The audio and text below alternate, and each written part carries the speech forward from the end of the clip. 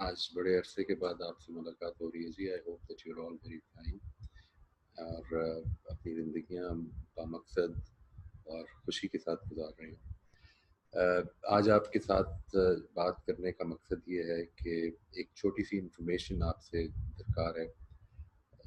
जैसा कि आप बहुत अच्छी तरह से जानते हैं, जो लोग मुझसे वाकिफ़ हैं, they would know very well कि मैं ये समझता हूँ, मेरी ये कन्विक्शन है कि आइंदा नस्लों की ठीक तरबियत और उनको ठीक तरह से परवान चढ़ाने के लिए जो दो इंस्टीट्यूशंस सबसे ज़्यादा इम्पोर्टेंस के हामिल हैं, वो पेरेंट्स और टीचर्स हैं।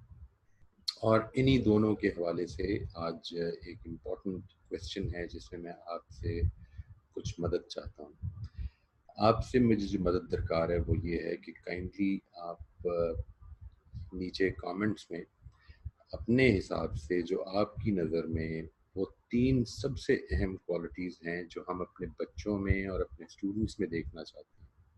जो सबसे अहम क्वालिटीज़ हम उनमें पैदा करके ये देखना चाहते हैं जब वो बड़े हो जाएँ, जब वो माशरे के बेहतर फ़र्द जैसा कि हम चाहेंगे कि बने, तो वो कौन-सी 3 क्वालिटीज़ हैं जो हम उनमें देखना चाहेंगे।